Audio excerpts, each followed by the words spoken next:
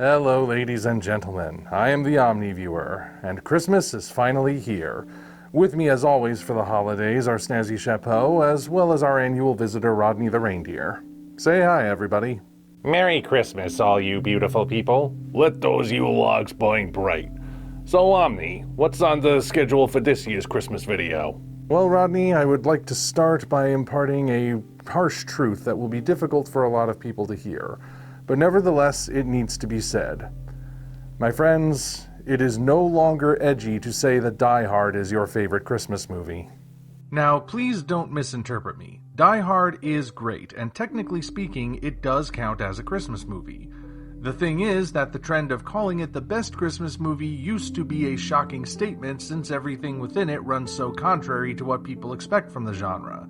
Rather than be light, cheerful, kid-friendly, and dare I say schmaltzy, Die Hard is dark, violent, crass, and kind of cynical. As such, it was the perfect movie for people who wanted everyone to know how iconoclastic and alternative they are during the most wonderful time of the year. And it did work for a while, until the idea went mainstream. These days, it's obligatory for everyone to acknowledge that Die Hard is a Christmas movie. Let me put it this way. When an all-ages cartoon like Unikitty bases its Christmas episode on Die Hard, that's how you know the edge has been blunted. And heck, these days Die Hard is mild compared to all the Christmas horror movies that are glutting the market. Yeah, feels like Christmas is looking more and more like Halloween every year. If you ask me, what we need is an alternative to the original alternative. I agree wholeheartedly, which is why I've lined up some recommendations for this video. In no particular order, I present to you 6 Yuletide alternatives to Die Hard.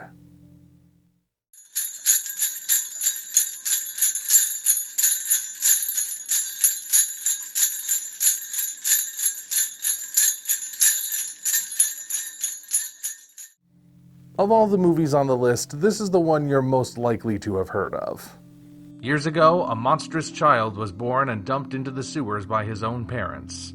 That child has now grown up to become the Penguin, and he's decided to make a bid for Gotham's mayorship.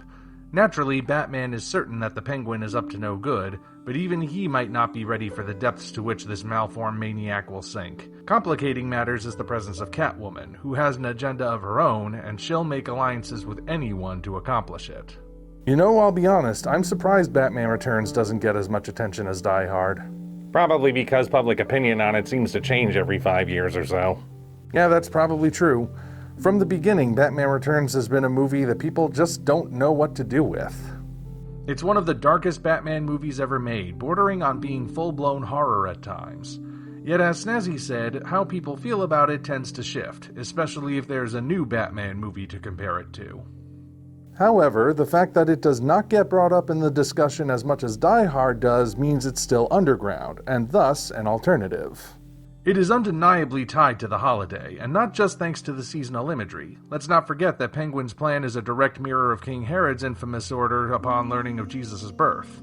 Plus, the whole city is decked out for Christmas, and specific seasonal themes are worked in regarding specific characters, though not always in a flattering way. Unlike other superhero movies like Iron Man 3 or Shazam that just happen to take place at Christmas, Batman Returns feels like it was made to take place at Christmas specifically. Now yes, it's very dark. Some have even said that its darkness qualifies it as an anti-Christmas movie, since so much of it runs counter to the usual tone of seasonal offerings. Then again, similar arguments can be made about Die Hard. Heck, that other Tim Burton movie that everybody loves was recently revealed to be more of a Halloween movie than a Christmas movie. But does that stop people from watching it in December? Clearly not. Ergo, I think it deserves to be counted as an alternative Christmas movie, assuming we can ever reach a consensus on it. Maybe one day it'll go mainstream too, but for now, it's an underdog choice.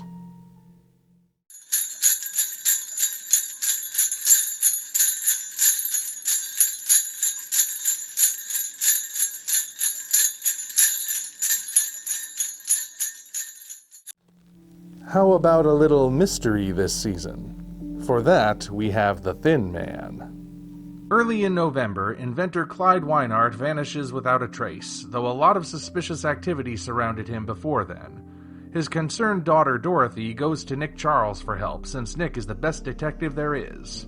Nick, however, retired from the gumshoe business after marrying Nora, who is quite wealthy. Still, circumstances make it clear that the case won't leave them alone, not even on Christmas. Plus, Nora wants to see Nick in action, and get in on that action herself.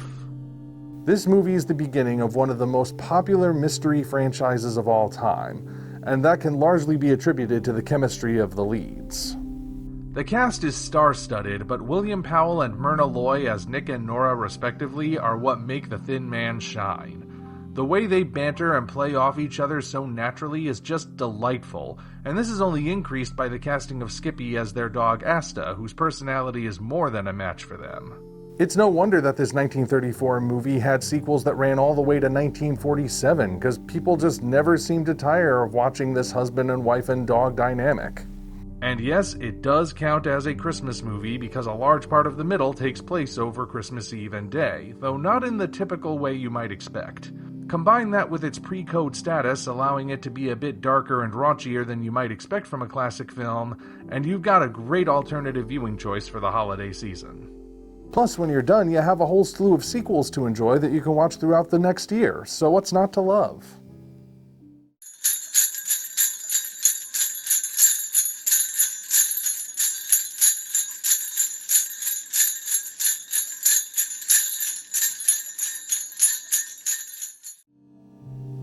You know, The Thin Man is great and all, but it's just as much a comedy as it is a mystery. Yeah, what if somebody wants a little Yuletide mystery without the laughs? Well, to scratch that itch, we have Lady in the Lake. This one features the famous hard-boiled detective Philip Marlowe when a case lands in his lap involving a woman drowned in a nearby lake. From there, he'll be running into a whole host of colorful and dubious characters, and he won't know until the very end who among them is trustworthy. Hey, hold the phone, I can't see Marlowe. Ah, that's because this movie is shot entirely in first person. That's right, the whole movie, minus the prologue and epilogue, is filmed from Marlowe's perspective. Decades before the found footage genre would interpret first-person cinematography by way of shaky camcorder shots, Lady in the Lake told this mystery from the detective's literal point of view. This makes the experience far more personal since it essentially puts the audience in Marlowe's position and he's up to his neck in danger. The music is also quite haunting, for what little there is of it. Though sparsely implemented, when we do hear an underscore, it's not instrumental, but comprised of wordless arias that give the film a haunting, almost gothic mood.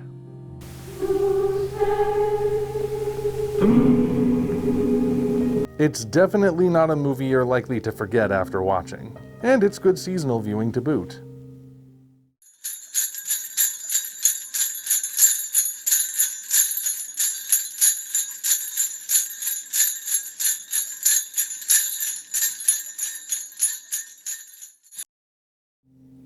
You want to talk about family dysfunction during the holidays? Well, move over, National Lampoon, because The Lion in Winter has you beat. In the year 1138, King Henry II gathers his family together for Christmas at his chateau in Touraine. This includes his wife, Eleanor of Aquitaine, temporarily released from prison, and their sons Richard the Lionheart, Geoffrey, and John. What follows is a family gathering filled with political scheming, treacherous plots, secrets coming to light, and rivalry that will affect the future of all England. Like I said, the key word here is dysfunction, which this movie has in spades. The Lion in Winter is like the Shakespearean history that Shakespeare never wrote, steadily showing the degradation of arguably the most powerful family in the world as their egos, greed, and clandestine behaviors all collide at the same time. By coincidence, that just happens to be the most wonderful time of the year, but that's the only time all these people can be together, so this clash happening at Christmas is unavoidable. It's a domestic drama at its core, but given the players involved, said drama can affect entire kingdoms, so the stakes are equally grand and personal. The really surprising thing about The Lion in Winter is how it ends. Minor spoilers ahead.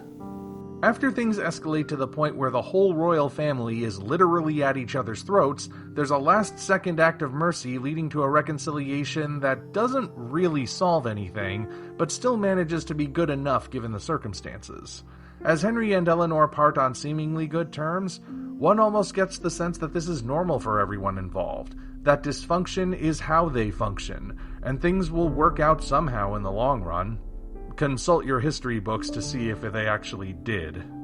It's unconventional, sure, but with a cast that includes Peter O'Toole, Katharine Hepburn, Anthony Hopkins, and Timothy Dalton, you know it's going to be captivating.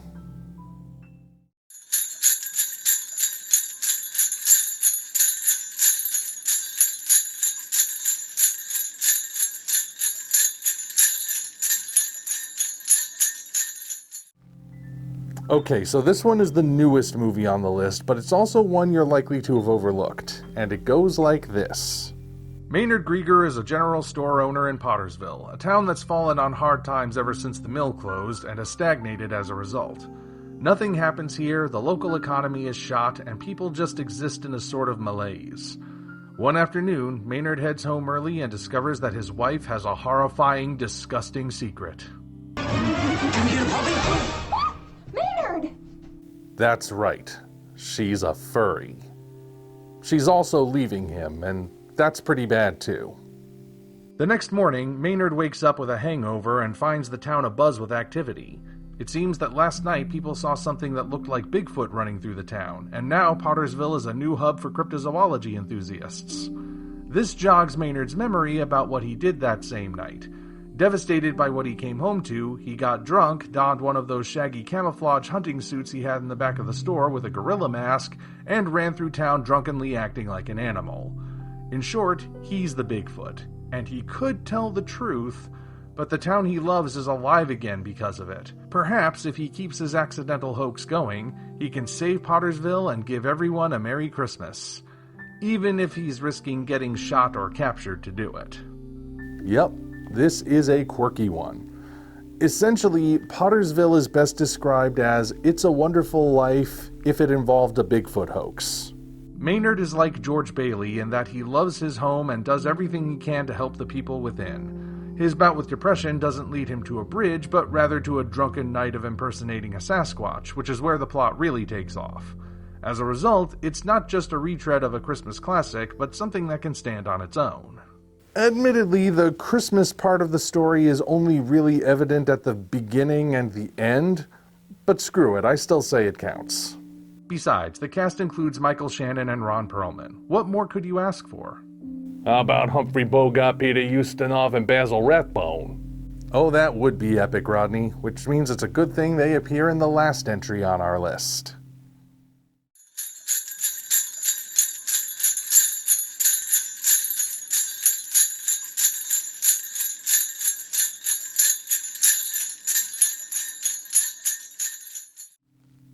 So, how about a little larceny for the holidays? It's Christmas Eve 1895 on French-occupied Devil's Island, and 3 convicts named Joseph, Albert, and Jules have just escaped the Isle's massive prison with the help of their pet viper, Adolf. There's a ship in the harbor that they intend to sneak aboard and complete their escape, but they have to wait a bit before boarding due to a quarantine order. To remain out of sight, they enter a general store claiming to be roofers, but once they're on the roof, they get a bird's-eye view of the family who runs the shop. It seems the patrons are abusing the credit system, putting the shop in the red, and the family is dreading the arrival of the shop's owner, who is on the boat. Moreover, the daughter is suffering from unrequited love. Despite themselves, the convicts are moved into helping this family through what would otherwise be a very difficult Christmas. We're No Angels is what you might call a black comedy for the Yuletide. As I said, the convicts find themselves feeling sympathy for the family they end up spending time with, and they want to help out. Since they're hardened criminals, though, their methods are far from scrupulous. Heck, the final act is all about them trying to ensure that a dead body is discovered in the right context while simultaneously searching for the Viper so nobody else dies needlessly. Despite this dark aspect, though, the movie has loads of heart. The 3 criminals gradually change over the course of the film, naturally falling into roles they did not expect. Despite claiming to only care about themselves, they do everything they can to help a downtrodden family while sticking it to the people who genuinely are vile. As it turns out, they're not so bad after all. I suppose you could say that We're No Angels strikes a good balance between light and dark. It has a twisted sense of humor, but it also has genuine sentiment at its core. There's a cynicism about the world, but hope for the human spirit and plenty of laughs to be had. Sure sounds Christmassy to me. Well, there you go. There are some different selections for your holiday viewing. Of course, there's nothing wrong with tradition, but a little strangeness every once in a while is a good way to shake things up. Until such time as we meet again, this is the Omni Viewer signing off.